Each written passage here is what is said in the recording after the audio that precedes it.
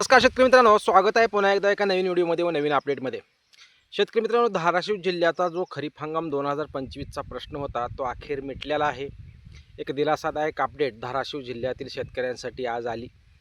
त्यामुळं धाराशिव जिल्ह्यातील 4 लाख शेतकऱ्यांना 336 कोटी रुपयाच्या पीक विमा वाटपाचा मार्ग मोकळा झालेला आहे. परंतु प्रश्न हा आहे की धाराशिवबरोबर जो बीड जिल्हा आहे, त्याचबरोबर लातूर जिल्हा आहे, सोलापूर जिल्हा आहे, अमरावती जिल्हा आहे, खूप जिल्ह्यामध्ये जो प्रश्न धाराशिवबाबत घडलेला होता तसाच प्रश्न इतरही जिल्ह्यामध्ये अजून प्रलंबित आहेत.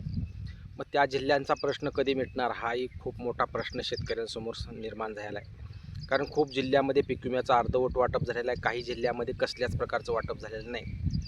परंतु खूप दिवसापासून प्रलंबित असलेले 3 जिल्हे म्हणजे लातूर जिल्हा, बीड जिल्हा व धाराशिव जिल्हा, त्यातील धाराशिव जिल्ह्याचाही प्रश्न आज मिटलेला आहे. त्यामुळं खूप शेतकऱ्यांना एक दिलासा या आजच्या निर्णयानं झालेला आहे. त्यामुळं आता प्रश्न आहे तो म्हणजे बीड जिल्ह्याचा. कारण बीड जिल्ह्याचाही प्रॉब्लेम हाच आहे. धाराशिव जिल्ह्यामध्ये काही मंडळामध्ये पीक विम्याचं वाटप झालेलं आहे, काही मंडळं अजून वाटप होणं बाकी आहे. त्यामुळे तोही प्रश्न मिटणं गरजेचं आहे. आणि शेतकरी मित्रांनो, आज माननीय कृषी मंत्री यांच्या माध्यमातून एक पीक विम्याविषयी आढावा बैठकी झाली. सोलापूर जिल्ह्याचा विषय असो, धाराशिव जिल्ह्याचा विषय असो, तो विषय त्यामध्ये घेतला गेला, त्यामध्ये चर्चेला गेला.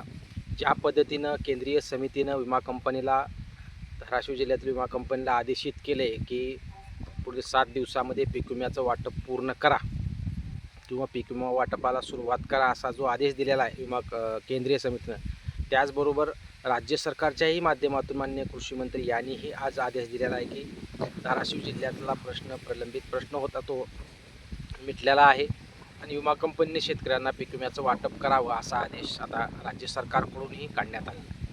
त्यामुळे निश्चित आता पीक विमा कंपनीला जे प्रयत्न पीक विमा न देण्याचा केलेला होता तो प्रयत्न त्यांचा आता फसलाय म्हणायला काय हरकत नाही.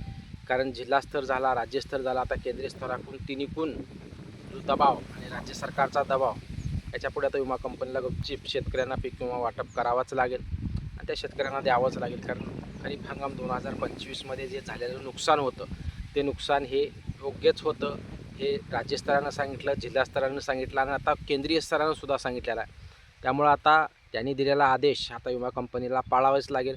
भविष्यात विमा कंपनी जरी कोर्टात जरी गेली तरीही हे मजबूत पुरावा आता राज्यस्तराचा, जिल्हास्तराचा आणि केंद्रीय स्तराचा शेतकऱ्यांच्या बाजूने आहे. त्यामुळे विमा कंपनी पुढे काय कोर्टाकडे जायच्या भानगडीत पडणार नाही. निश्चितच शेतकऱ्यांना पीक विम्याचं वाटप करेल. कारण प्रत्येकाला संशय आहे की विमा कंपनी परत कोर्टात जाईल का, वाटणारच आहे. कारण आजपर्यंत धाराशिव जिल्ह्याच्या पीक विम्याबाबत प्रत्येक वेळेला ह्याच गोष्टी घडलेल्या आहेत. पीक विमा आला जाहीर झाला. आता शेतकरी कमेंट करत आहेत की आता कोर्टात जाणार. बरोबर आहे त्यांचं पण, कारण प्रत्येक बाबतीत अशाच घटना या अगोदर घडल्यामुळं शेतकऱ्यांना साहजिकच वाटते की विमा कंपनीला जे 4 पर्याय आहेत, जिल्हा स्तरावर जाणे, राज्य स्तरावर जाणे, केंद्रीय स्तरावर जाणे, त्याच्यानंतर कोर्टात जाणे, हा निर्णय शेवटी त्यांना पर्याय आहे, हा मी नाही म्हणत नाही. परंतु मजबूत बाजू ही शेतकऱ्यांच्या बाजूनं आहे. कारण तिन्ही तक्रार समितीनं हा निकाल शेतकऱ्यांच्या बाजूने दिल्यामुळं शेतकऱ्यांची बाजू भक्कम झाली आणि मजबूत झाली. उद्या विमा कंपनी कोर्टात जरीही गेली तर हे 3 पुरावे शेतकऱ्यांच्या बाजूनं खंबीर आहेत.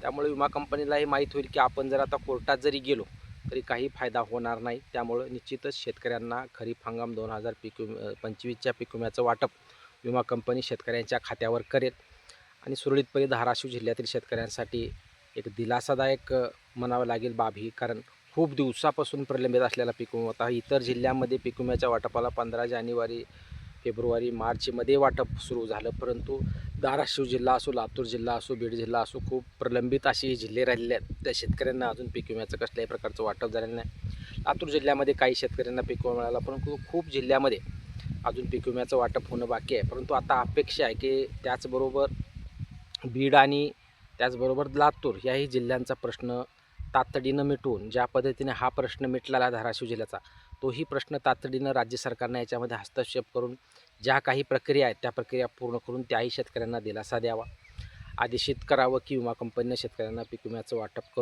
करावं. कारण खूप त्रास झाला आता शेतकऱ्यांना, खूप सहन केलं शेतकऱ्यांनी. कारण सहन करूनही याच्या पुढे काही गोष्टी जात असल्यामुळं कुठेतरी दिलासा म्हणावा लागेल.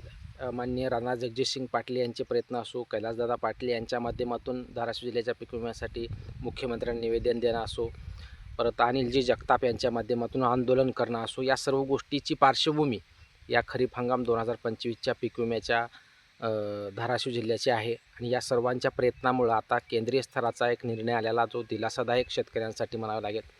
कारण संशय होता की जर केंद्रीय समितीने जर निर्णय फेटाळला, कारण तर अजून विषय वाढत गेला असता. कारण विमा कंपनीचं म्हणणं होतं की पीक कापणी प्रयोग जे झालेले आहेत ते चुकीचे झालेले आहेत, झालेलं नुकसान हे चुकीचं झालं आहे असं त्यांचं म्हणणं होतं. आणि कुठेतरी 70 कोटी रुपये देऊन शेतकऱ्यांची बोळवण करण्याचा प्रयत्न विमा कंपनीकडून चालू झालेला होता. परंतु कुठेतरी हा प्रश्न थांबलेला आहे आता. आणि निश्चित केंद्र स्तरानं आदेश दिल्यामुळं शेतकऱ्यांना एक मोठा दिलासा मिळाला आहे. आता अपेक्षा आहे धाराशिव झाला, लातूर असो, बीड असो, सोलापूर जिल्ह्यातले खूप शेतकऱ्यांचे पैसे येणं बाकी आहे. अमरावती असो, वाशिम असो, खूप जिल्हे आहेत असे की त्या शेतकऱ्यांचे असेच प्रश्न आहेत, प्रलंबित आहेत.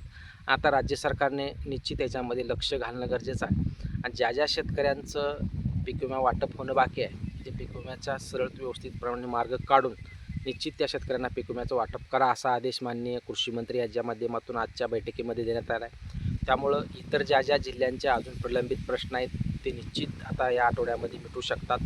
कारण काही आज माननीय कृषी मंत्र्यांना आदेश दिल्यामुळं ज्या ज्या जिल्ह्यामध्ये प्रलंबित पीक विम्याचं वाटप अडकलेलं आहे, अशा जिल्ह्यामध्ये पीक विम्याच्या वाटपाला सुरुवात होऊ शकते.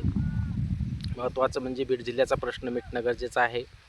आता सोलापूर जिल्ह्यामध्ये 40 कोटी रुपयाचा पीक विमा मंजूर झाला आहे, तेवढं काही वाटप झालं आहे काय नाही. परंतु त्या जिल्ह्यामध्ये झालेलं जे नुकसान आहे तसं पाहायला गेलं तर खूप भयानक आहे आणि मिळणारा पीक विमा खूप कमी आहे. त्यामुळं प्रत्येक जिल्ह्यामध्ये हाच प्रॉब्लेम झाला आहे.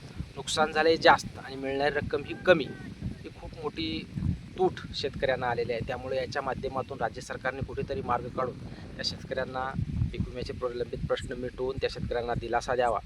व राज्यातील जे जे जिल्हे आहेत, ज्या जिल्ह्यामध्ये अर्धवट वाटप असो, वाटप न झालेले जिल्हे असो, याच्यामध्ये लक्ष घालून विमा कंपन्यांशी चर्चा करून मार्ग काढून लवकरच शेतकऱ्यांना पीक विम्याचं वाटप करावं, जेणेकरून खूप जिल्ह्यातील शेतकरी पीक विम्याची वाट पाहत आहेत. सध्या शेतकऱ्यांना पेरणीसाठी पैसे नव्हते, लोकांची उपसून पेरणी केलेली आहे आणि त्यातही अजून बियाणं काही जणांचं वापलेलं नाही. आता त्या शेतकऱ्यांना अजून दुबार पेरणीचं संकट त्या शेतकऱ्यावर आहे. आणि कुठेतरी आता तरी पुढे ज्या पद्धतीनं धाराशिव जिल्ह्याचा पीक विमा या अगोदरही 336 कोटी मंजूर झाला सांगण्यात आलं, वाटप थांबलं, परत अजून विमा कंपनी केंद्रीय स्तरावर केली. आता कमीत कमी या गोष्टी तरी पुढे होऊ नये अशा सर्व शेतकऱ्यांच्या आहे. कारण विमा कंपनीला जरी पर्याय जरी असला तरी राज्य सरकारचा निश्चित दबावापुढे विमा कंपनी कुठेही जाऊ शकत नाही आहे. भक्कम पुरावे शेतकऱ्यांच्या बाजूने आहेत. त्यामुळे निश्चित धाराशिव जिल्ह्यातील शेतकऱ्यांचा आता प्रश्न वाढणार नाही आणि त्या शेतकऱ्यांच्या खात्यामध्ये निश्चित काही दिवसामध्ये या 15 दिवसामध्ये पीक विम्याच्या कॅल्क्युलेशनला सुरुवात होऊन वाटपालाही सुरुवात होऊ शकते. याबाबत कुठली जरी अजून अपडेट आली, धाराशिव असो, लातूर असो, बीड असो, इतर कोणत्याही जिल्ह्याची पीक विम्याची असो वाटप पीक विम्याचे अपडेट जर असेल तर निश्चित आपल्या चॅनलवर येत जाईल. चॅनलवर तुम्ही नवीन असाल तर चॅनलला सबस्क्राईब करा व जास्तीत जास्त शेतकऱ्यापर्यंत व्हिडिओ शेअर करा. धन्यवाद.